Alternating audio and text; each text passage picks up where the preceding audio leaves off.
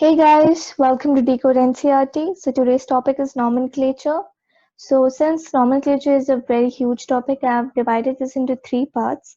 So the first part is about the functional groups, homologous series, the IUPAC nomenclature and the terms included in it. The next part is about the nomenclature of alkanes, alkenes and alkynes. And the third and the last video is about aromatic compounds nomenclature, bicyclo and spiral compounds. So let's start with the first part. So starting with it, let's get to know what are homologous series. So the compounds that have the same functional group and they form a family. So this family is particularly known as homologous series. So the main particular striking feature of this homologous series is that they all have the same functional group. And when they are arranged in increasing order of the molecular weights, the molecular formula of any two successive members differs by CH2, and which is nothing but 14 units in molecular weight. Since these all differ just in the carbon atom number, they can be prepared by the same general methods but just alternating the substituents carbon atom number. They all exhibit the same set of chemical properties with the difference in the reactivity as the molecular weight increases. So these homologous series with the same functional group exist in all categories.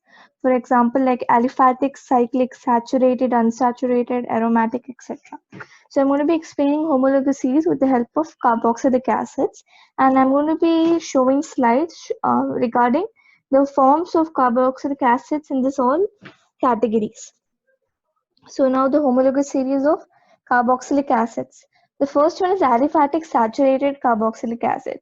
So aliphatic here means here a straight carbon chain, and saturated means that they only have single bonds. Means the carbon atom to which the COOH group is being attached has only one carbon bond, that is a single bond. So the examples for this are HCOOH, that's formic acid or methanoic acid, then ethanoic acid, propanoic acid. If you see in all three of them, they all differ by CH2. Here it's only one, here we only have one C and one H. Here we have one C and three H, and when we subtract it, we get it as CH2. While coming to the second one, it's the same thing. We get the answer CH2. So this is also kind of homologous series. The next one is aliphatic unsaturated carboxylic acids. So these are the carboxylic acids to which the carboxylic acid group attached, the carbon chain in that has a double bond or a triple bond. So here I'm taking the example of propanoic acid and butanoic acid. In this case also both of them differ by the CH2 group, if you clearly notice. Now coming to alicyclic acids, I am taking the example of cyclohexane carboxylic acid and 2-cyclohexyl ethanoic acid. In both of them, if you observe in the first one, there is the group attached to it is a cyclohexane. When coming to the other one, it's a 2-cyclohexane. Is a 2-cyclohexane since it has one extra CH2 group attached to it. So this is also kind of a homologous series. Now coming to aromatic compounds. Now aromatic compounds are the ones that show aromaticity or nothing but follow Haeckel's rule. Now coming to the homologous series of carboxylic acids in this, the first one is benzoic acid. We very commonly know, we are very much familiar to it as the phenyl, that is the benzene when it connects to the COOH group, it's known as the benzoic acid. Now, when there is extra CH2 group present in it, it's known as the 2-phenyl acetic acid. And if you compare these two, that is the benzoic acid and 2-phenyl acetic acid, they both differ by CH2 group. Now, coming to the next one, that's 3-phenyl propanoic acid. If you observe the 2-phenyl acetic acid and 3-phenyl propanoic acid, both of them also differ by just CH2. So this is also an example of a homologous series. Now looking to the other kinds of homologous series, let's start with the basic one, that's nothing but an alkane. So the general formula of alkanes is CnH2n plus 2, where N is the number of carbon atoms present in the carbon compound or the carbon chain. And the secondary suffix used for the series is ane, that is ANE. And the examples of these homologous series of alkanes is methane, ethane, and propane. And if you notice in them that the difference between each of them is nothing but CH2. Means if you go in a increasing order, the difference between them is CH2. Now, when coming to alkene, its general formula is CnH2n, and the secondary suffix to use here is ENE. So the examples of this are ethene, that is EH2 double bond CH2, propane CH3 CH double bond CH2, butane CH3 CH2 CH double bond CH2. If you go in increasing order, that is increasing molecular weight order, you realize that the difference between each alternate compound is nothing but CH2. So this also forms a homologous series. Now coming to alkyne, the triple bonded carbons. So the general formula of this compounds is CnH2n minus 2. And the secondary suffix used here is YNE. So like let's take the example of the general formula and derive these compounds. So if I have two carbon atoms in the chain, so if I substitute 2 in place of N here, the first compound I get is C2H2. That's nothing but ethine. CH triple bond CH. Now if I substitute 3 carbons in place of N in the general formula, I get CnH, that is 2 into 3, that's 6. 6 minus 2 is 4. So C3H4, that's nothing but propyne. CH3C triple bond CH. Now coming to butane, that's C4H6. If I substitute 4 in place of N, and you guys can do the math, so we know that it forms a compound known as butane. Now coming to cycloalkanes. Now their general formula is also similar to alkenes because they are closed compounds, so they lose 2 of their hydrogen atoms. So that's why they don't have a +2 instead of like alkanes. So now coming to the secondary suffix used for cycloalkanes, it is that it starts with the cyclo word and it ends with ane. It doesn't have a particular kind of a separate secondary suffix like alkanes have ane, alkenes have ene, and alkynes have ine. Now examples are cyclopropane, cyclobutane, and if you like these are nothing but the bond structures, or nothing but the line structures. But if you attach the carbon compounds and realize that both of them differ by CH2. Now coming to cycloalkenes, its general formula is CnH2 n minus 2, where n here is the number of carbon compounds present in the closed chain. Now here the secondary suffix here is that it starts with a cyclo name and ends with the name as ene because it's alkenes here. So now the examples here are cyclopentene, cyclohexene, and cyclobutene.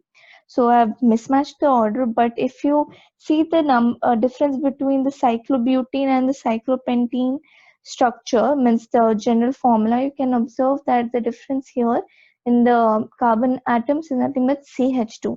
And the difference between the cyclopentene and cyclohexene general formulas is nothing but CH2. So in these way, this cycloalkanes also are a group of homologous series. So if you guys want, you can make a note of them. And for the further videos coming up, I would really request you all to take a book and a pen along, and so that whenever we are discussing nomenclature, you guys can also keep doing the examples along with me. Now coming to aromatic hydrocarbons. Now the hydrocarbons that follow the Haeckel's rule and show aromaticity are known as aromatic compounds or arenes. They have a specific name known as arenes. So to start with, the most famous one is benzene, that has the molecular formula of C6H6.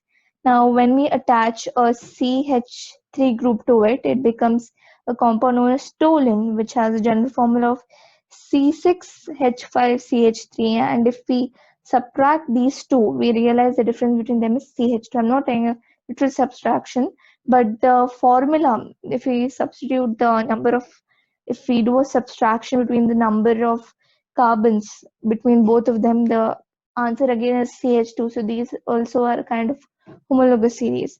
Now instead of a methyl group here, if I join a ethyl group, it's known as ethyl benzene. Now while coming to xylene here it has two carbon atoms, it has two methyl groups attached to two different positions. Now you guys might have heard about the ortho, para, and meta position. Now just keep a look at my cursor. So now I'm going to be talking about the three different positions that are ortho, meta, and para positions in the benzene. So here if I have a compound, means if I have a group attached here, like for this one, if I take xylene here, so the position of the carbon just next to the attached group.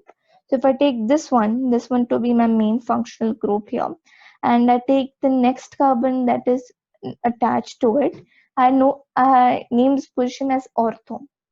So here there is a methyl group attached at the ortho position. Now coming to the next position, here it is known as the meta position, that is in between them. Now coming to the carbon at the position just opposite to it is known as the para position. So these are the three main carbon positions that you guys have to be pretty much familiar with, and I'm sure that you will also know it. So moving ahead, the organic functional groups. So guys, if you want to know nomenclature properly, it is extremely necessary that you have to be thorough with these functional groups, general formula, and their specific names. Now coming to alcohol, they have the functional group OH, and the suffix used there is ol, and the general formula is ROH. So the example here is methanol. So here you know the carbon chain has only one carbon atom, so a name and has an alcohol group attached to it. So the suffix here is also methanol. Now ethers, they have ROR. So this is the functional group here. So that was the general formula, and the functional group here is bond O bond. So here this joins two alkyl groups with it. So when I have two alkyl groups attached to it, I name this as alkoxy alkane. So here, since there are two methane groups, I named it as methoxymethane. Now coming to carboxylic acid, it's C double bond O OH. So here you all might be knowing that the suffix here is the oic acid. So here in this example, there is two carbons present in the chain, and hence, since the root word is eth, the example is known as ethanoic acid. Now coming to esters, these have a double bond O attached to the carbon and a single bond O attached to it. So when we take the general formula, it is R C double bond O R dash. So now coming to the example here, it is CH3 COO CH3. So the nomenclature is done as alkyl alkanoate. It's known as alkyl alkanoate. So here I have two methyl groups present in it, so I named it as methyl ethanoate. So sorry, here the carbon attached to the R dash here is taken as methyl, and R here is known as taken as ethyl. So the group here, so the compound here is known as methyl ethanoate. So coming to aldehydes, it is C double bond OH, and the suffix is al. So it's a pretty simple one, just like alcohol. Just be careful for alcohol, it's all. Like since alcohols end with an all, please remember that suffix is also an all. While coming to aldehyde, it starts with al, but it's pretty much confusing like alcohol. So just leave it as al. So it's ethanal here, since there are two carbons in this compound. Now coming to ketones. Now ketones is the functional group, a particular functional group where the oxygen is attached to the carbon that is present somewhere in the middle in the chain, not in the ending. If it's present in the ending, it will become an aldehyde group. So now the general formula here is R C double bond O R dash. So the example here I am taken as there is so the example here I'm taking here is a 4-carbon chain, and the functional group is attached to the second carbon. So I name it as 2-butanone. So the secondary suffix for this one is on. That's one, nothing but ONE. Don't write it as one or something. It's on. Now coming to amine. So the functional group here is NH2, and the suffix is amines. Coming to amide, here amide, the suffix is known as amide, and sorry, so the suffix is amide, and here in my compound, here we have 3 carbon atoms attached to our amide group, and so it's known as a propylamide. Now coming to the next one, says nitrile, so the functional group is C triple bond N, and the secondary suffix is nitrile. So the example here I have taken as ethane nitrile, because there are 2 carbons present in this compound. Now coming to isocyanates, that is nothing but isonitriles. Here the functional group is N triple bond C. So the difference between nitriles and isonitriles is the atom is the group is the particular atom of the functional group that is attached to the carbon. So in nitriles, the carbon atom of the main chain is attached to the carbon atom of the functional group. But in isocyanides or isonitriles, the carbon of the parent chain is attached to the N atom, that's the nitrogen atom of the functional group, and the secondary suffix used here is carbylamine or isonitrile. So here I have only one methyl group attached to the functional group, and hence its name is methyl carbylamine. Now coming to nitro compounds, the functional group is NO2, and it doesn't have a particular secondary suffix, but it's also known as a nitroalkane. So if I've taken the example of a methyl group attached to this nitro compound, it's known as a nitromethane. Now coming to alkyl nitriles, they have a functional group of O N double bond O, and the secondary suffix used here is alkyl nitrile. So if you see my example here, you can see that the alkyl group here is methyl. So the name is known. So the compound's name is methyl nitrile. Now coming to amines. So we all know that the functional group in amine is NH2. And let's see what are primary and secondary and tertiary amines. So primary amines are the amines in which the nitrogen group has is attached to one alkyl group, where alkyl group here I'm representing by R, and the secondary suffix here we use is amines. So the alkyl group in this compound is methyl. So since this nitrogen has only one alkyl group attached to it, it's known as a primary amine, and its name is methylamine. Now coming to secondary amines, here the nitrogen is attached to two alkyl groups, and the secondary suffix used here is N-alkyl amines. So my example here I have taken that here in the nitrogen compound, there are two methyl groups attached to it. So its nomenclature happens like N-methyl methylamine, because the nitrogen here, it's attached to one alkyl group, which is the methyl group, and so that is taken as my alkyl thing. And the next one is also, and the next one to which it's attached is the alkylamine. So it's N-alkyl alkylamine, and you can write that, but it's pretty obvious. So the name here suggests is N-methyl methylamine. Now coming to the last one, that's tertiary amines. Here the nitrogen is attached to three carbon atoms, and these can be different, these can be same. It's just the nomenclature stuff. It's not attached to two hydrogens and one alkyl group. Otherwise, if it would have been that, it would be the primary amines. Now, so the secondary suffix here is N, N dialkyl amines. So in my compound here, it's attached to three methyl groups. So since it's attached to two alkyl groups here, I name it as N, N dimethyl methylamine. So for each substituent here, you have to write it as N, N. In the secondary amines is only attached to one substituent, so we name it as N-methyl methylamine. But here, since there are two of them attached to it, we name it as N, N dimethyl methylamine. Don't forget to add a hyphen in between N and a comma in between the N, and the comma in between the N's and a hyphen between the N and the dimethyl group. Now, coming to the trivial nomenclature. So in earlier days, the naming was done on the base of the source from which the carbon compound was isolated. So these names didn't depend on the structure of the compound, and they neither did follow any systematic procedure of naming. These names were derived from Latin and Greek languages. For example, citrus fruits, citric acid. So this acid was basically extracted from citrus fruits, and hence getting its name citrus acid. Now coming to formic acid, this acid was being extracted from red ants. Sorry, it's red ants here. I've written that red ants. So here formica in Latin means red ants, hence suggesting the name formic acid. Now coming to acetic acid, this acid is present in vinegar, and the Latin term acetic means vinegar.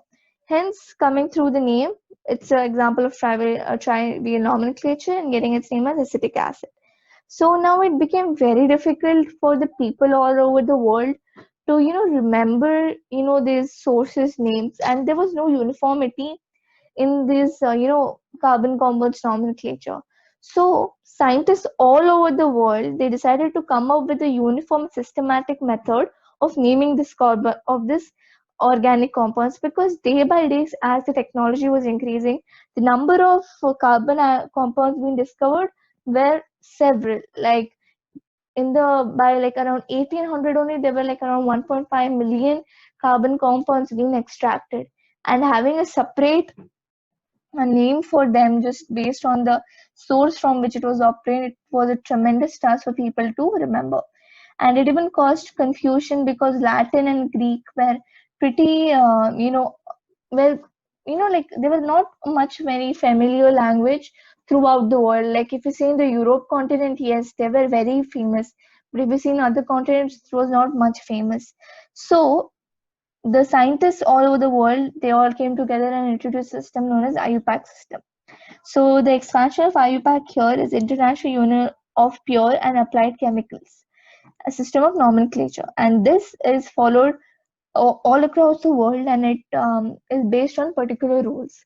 So before understanding these rules, we need to know the different terms used in IUPAC system.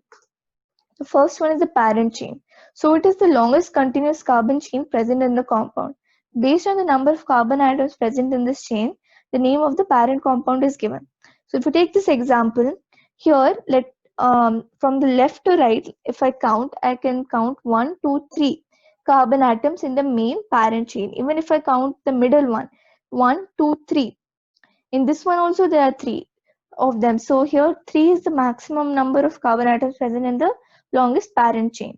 So when I take the first column to be the parent chain, the methyl group attached to the second carbon is known as the substituent, nothing but the alkyl group. So here the basic concept is that parent chain is the longest continuous carbon chain present in the compound. Now substituents. Substituents are the atoms or groups introduced in the place of an hydrogen atom of the parent compound. So the substituent may be an alkyl group or any functional group present in the given compound. It is not necessary that if an atom or a group is a functional group in one particular compound, it may be a substituent in another compound depending on the priority of that functional group. So the main point of this point is that we will be studying about a priority table. So here in this priority table, we get to know the priority of these different functional groups. And these, when we do the nomenclature, we give the position of the locants based on the priority of the functional groups. So here it means that if a particular atom may have more priority in one particular carbon compound, and there it plays the role of a function group, it is not necessary that that same atom or a group will play the role of functional group in another compound where it is not of very much priority. There is something, one more functional group attached to it which has more priority to it. So that particular atom or group may act as a substituent. Now coming to let's see what are substituents here. So here you all can see the first one. Here if you observe it, the main parent chain has 4 carbons and the principal group here attached is alcohol. So here you can see that there is an alkyl group and a chlorine group that are substituents. Why can't we keep chlorine and alkyl group as the functional groups and alcohol as a substituent? So here it comes a priority order. In priority order, alcohol is much more prioritized when compared to chlorine and alkyl, that is the methyl group, and hence alcohol is the functional group and chlorine and methyl become the substituents. Now coming to the second example. Here we have 3 carbons in the main chain and a COH group and a OH group attached to the carbon. Here the OH group is not the functional group. Here COH is the main functional group and OH acts as a substituent. The reason here is that that is the carboxylic acid is the group that has the highest priority. It's the first one. So if you see the priority chain starts with the COH group and it's the most prioritized group. And the thing is that why can't we have one more question is that why can't we have 2 functional groups in a particular compound? No, the principal functional group is only one and the number of substituents can be one or many, but the functional group in a compound is always 1, because this functional groups only help in the formation of a homologous series. So these were the examples of substituents. Now coming to root words. So root words are basically something that all must be pretty much familiar to. So root word is nothing but the word given to that particular compound on the basis of the number of carbon atoms present in the carbon chain. So all might be aware in the 10th, 9th, you all have studied this, that if there is one carbon atom present, the root word is meth, two carbons present, eth, 3 prop, 4 is but, 5 is pent, 6 is hex, 7 is hept, 8 is oct, 9 is non, 10 is dec, 11 is undec, and 12 is dodec. So I'm just quickly brushing through this because I'm pretty much sure that all of you might be knowing what are root words. Now coming to primary suffix. Now these primary suffix speak about the nature of the carbon bonds present in the parent chain. It informs whether the carbon is saturated or unsaturated. Saturated means it has single bonds, unsaturated means it has double or triple bonds. Now, as a kid, and I used to get pretty much confused what are saturated and unsaturated compounds. And I'm sure that even many of you might be getting confused even now. What is the difference between saturated and unsaturated compound? So now let's take the example of a salt solution. Now I'll keep adding salt in that particular solution until it becomes saturated. So saturated here means that it can't take any more salt in it. So in the same way, a carbon, chain, if it has 3 bonds, it can be broken down into, a double bond and then a single bond. And if that single bond again breaks, it's having, it's that like 2 different carbon atoms. They don't have a value of a compound together. So saturated here means the final stage, that is a single bond here. And unsaturated here means a triple or double bond. So in this unsaturated stage, we can keep adding salt to a solution. In the same way, we can keep breaking the triple and double bonds to form a saturated single bond. So if all carbon bonds here have, a single bond present in them, the parent chain, the primary suffix here is an ane. And this primary suffix is added, before the secondary suffix. So that's nothing but the suffix or the, name given to the functional group. Sorry for the other slide mischange. Now coming to if there is double bond present between the carbon bonds, so it's known as the primary suffix here is ene, and if there's a triple bond present in the parent chain, it's known as ine. That's yen. Now coming to secondary suffixes. Secondary suffixes are the suffixes attached to the parent chain when there is a particular functional group attached to it. So the first functional group here is the carboxylic acid, and the functional group here is C double bond OH, and the secondary suffix allotted to it is oic acid. Think about carboxylic acid and ring compounds. Now acid anhydrides are C double bond O, C double bond O. Now the secondary suffix allotted to this is oic anhydride. Esters is C double bond O, again O attached to it, and the secondary suffix attached here in aliphatic compounds is OAte, and in ring compounds is carboxylate. In acid chlorides, the secondary suffix here is OL chloride, and in ring compounds is carbonyl chloride. Acid amines here, a C double bond O group is attached to NH2, and in aliphatic compounds known as amides, and in ring compounds known as carboxyamide. So coming to cyanides, it's known as nitrile or carbonitrile. Carbonitrile in ring compounds and nitrile in aliphatic compounds. Isocyanides, that is N triple bond C, and N is the atom of the functional group that's bonding to the parent chain, and the secondary suffix allotted to this is carbylamine. Now coming to aldehydes, the secondary suffix is al, and in ring compounds it is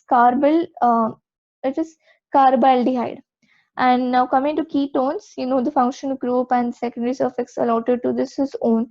Whether it's aliphatic or aromatic compound, it's the same. Alcohols, it's -one. Both aliphatic and aromatic, same. Amines, NH2, that NH2, whether it's aliphatic or aromatic, it's amines. And sulfonic acid, that's HSO3 group attached to the carbon chain, so that's sulfonic acid. Now here comes the main important part of the chapter. That's the order of selecting the principal functional group. So it's very necessary that you guys are thorough with this order, and becoming thorough with this order is by practicing more examples of nomenclature, so that you get a clear idea, so that when you're doing nomenclature, which group will be the functional group, which will be the substituent. Based on this order only, we give that classification or that numbering. So the most strongest one is carboxylic acid. After that is sulfonic acid, and after that comes acid anhydride, then esters, acid chloride, acidamide, nitriles, aldehydes, ketones, alcohols, amines, alkenes, and alkynes. So here is the general formula structure, but it's very necessary that you guys are pretty much sure of this. In different books there might be more inclusions in it, but the order doesn't change. Now coming to what are prefixes. So these tell us about the substituents attached in the carbon chain. So suffixes tell about the carbon-carbon bond nature and the functional groups attached to it, but the prefixes tell about the substituents in the carbon chain. So if more substituents are present, their suffixes are included in alphabetical order before the root word. That's, the root word is nothing but the number of carbon atoms present in the parent chain. If the same substituents repeat in the parent chain, numerical prefixes like di, tri are used before the original prefixes. So example, I have two methyl groups present in my compound. So I named as dimethyl. I won't write methyl methyl. Like normally if there is one methyl group, I will call it as methyl alkane or methyl propane. But here if I have two methyl groups attached to it, I'll name it as dimethyl propane or diethyl propane or dipropyl propane, based on the compound. Now coming to primary prefixes. So here the halogen atoms are pretty much familiar primary prefixes to all of you. If the group substituent is F, the prefix allotted here is fluoro. And is fluoro. When it is chlorine, it's chloro, bromo for bromine, and iodo for iodine. And when it is nitro, here the group is NO2. And when it is OR, it's the alkoxy prefix allotted to it. That's nothing but the ethers. So here the alkoxy alkane. So that is the compound's name. And here this alkoxy, the alk in the alkoxy, here it is given to that R group that has least number of carbon atoms present in it. So example, there are two carbon atoms attached to this ester group. One is a ethyl and another one is a methyl. Now people are mostly confused to either write it as methylox or is confused to write it as methoxy ethyl or ethoxymethane. But here methyl has the least number of carbon atoms present in it. So here the alk is given to the methyl group. So it's known as methoxyethane. Now coming to like I just gave examples now, you guys can see it. Now coming to prefixes like CH3, C2H3, methyl, ethyl. If there is a chain of carbon atoms present in it, just count the number of carbon atoms and add N before it, so it becomes N-propyl. So coming to isopropyl here means that it is attached to the middle carbon, the middle carbon of the compound of the carbon chain. That means even if you count it from left to right or right to left, this carbon atom gains the middle position. Okay, so coming to secondary prefixes, so these are the prefixes allotted to functional groups when they behave as substituents. So the first one is for carboxylic acid, and that's carboxy. But we usually know that since carboxy, or that is carboxylic acid, are the strongest ones according to the priority list, so they not very much frequently behave like substituents when they are in a carbon compound. So the next one is for an ether. So for that it's the alkoxy carbonide, and the next one is for an acid chloride, or is for an acid chloride. So for that it is chlorocarbonide. For the next one it is for an amide. So for that it's carbamide. For cyanide it is cyano. And for aldehyde there are two conditions. So if the aldehyde group is present in the parent chain, it is known as oxo. And if it's present as a substituent or like in a side chain, it is known as a formyl. And for the ketone group, it is either oxo or ketone or keto. So this is the difference. But for aldehyde, we mostly use formyl only. Oxo is mostly given to ketone. Now coming to alcohol, it is hydroxy. So this one is a pretty frequent one that usually comes. Now as for an amine, for amine it's amino, and for an alkene that is alkynyl. For an alkyne that means if it has a triple bond it is an alkynyl, and if it is a single bond it is alkyl. So these were the secondary prefixes. Now coming to the last thing, that's locants. So locants are serial numbers of the carbon atoms in the parent chain holding substituents, multiple bonds, principal functional groups, or serial numbers of the functional group itself if it has a carbon. For example, carboxylic acid. So these locants are basically numbers that we use in nomenclature. So that according to that we can give particular name or a designation or a position to them. So this was the slides and presentation on the basic rules and the aliphatic nomenclature. I'll be soon posting a video on the nomenclature of aliphatic compounds, that is alkanes, alkenes, alkynes, and also hydrocarbons, which are cyclic hydrocarbons. And the last video is going to be on benzene and its compounds and aromatic compounds, bicyclo and spiral compounds. So that's all for today's video. Please do like, share, and comment on my video, and don't forget to subscribe. For any more concepts to be cleared, pin me on Insta or just put it in the comment box. Till then, stay safe, take care, bye.